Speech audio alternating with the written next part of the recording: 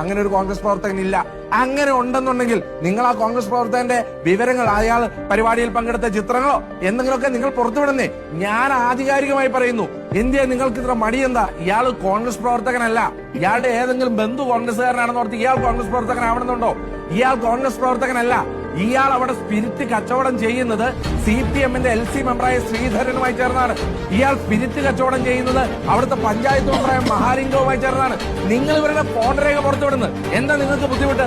Excise വകുപ്പ്, customs and excise വകുപ്പ് അവരുടെ നിയമങ്ങൾ അനുസരിച്ചാണ് ചെയ്യേണ്ടത് എന്നുണ്ടെങ്കിൽ ആ KPM ഏജൻസിയിലെ CCTV ദൃശ്യം പോലീസ് പുറത്തുവിടുന്നതിന് മുമ്പ് CPM എങ്ങനെയാണ് പുറത്തുവിട്ടത്?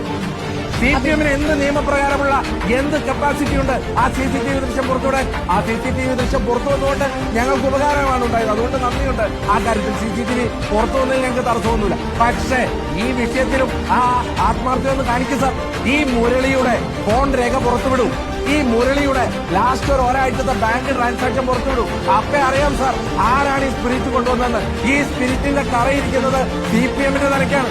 CPM-ന്റെ തലയ്ക്ക് ഇത് വരുമെന്ന് അറിഞ്ഞുകൊണ്ടാണ് അഡ്വാൻസ് ആയി MP രാജേഷ് ഇത് കോൺഗ്രസിന്റെ തലയ്ക്ക് വെക്കാൻ ശ്രമിച്ചത്. അതുകൊണ്ട് ഈ പരിപ്പൊന്നും ഇവിടെ വേവാൻ പോകുന്നില്ല. പാലക്കാട് കൃത്യമായി ജനവിധി